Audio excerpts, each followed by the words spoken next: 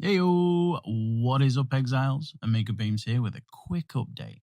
So, the dust is settling on all the information that we've been provided by Grinding Gear Games and the plethora of interviews from Ziggy D to DM and my boy Talkative Try following that enormous 0.3 reveal.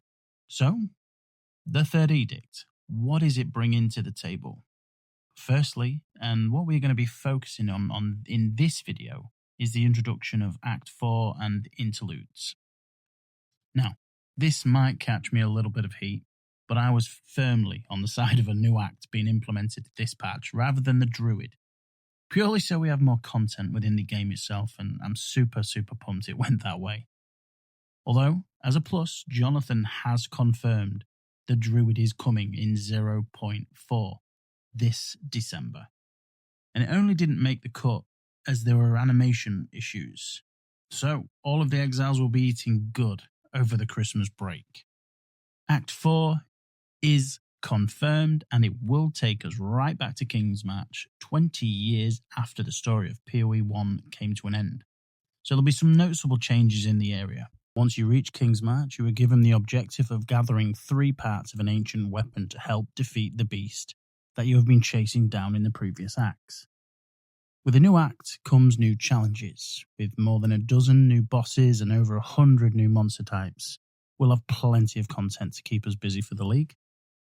Now, the Act 4 map feels very open and has a non-linear approach, meaning you can set sail to any of the islands from the very start. Each one of these 8 islands has its own bosses, unique quests and objectives that you'll want to do, all with different loot and static rewards. Inevitably, the main objective is piecing together the great weapon to move on to the next act. But we don't have Act 5 yet. So, GGG has included Interludes. What does this mean? It means you no longer need to repeat the first 3 acts in cruel mode to get to the endgame. The Interludes are basically 3 short acts of untold stories that can be played in no particular order, but most importantly, for me at least, embrace and expand the lore of Path of Exile 2. So Interlude 1, The Curse of Halton, taking us back to Ogham to help Renly rebuild the village and defeat the corruption that stands in its way. The Stolen Barrier is Interlude 2. We return to the Vestiri Desert and aid Asala in fulfilling her sacred duty. And lastly, Doriani's Contingency. Climb a great mountain in search of the lost Val descendants. Find the secret vault and uncover the secrets within. Completing these interludes allow you, the player, to reach the necessary level of 65 so you can begin the endgame.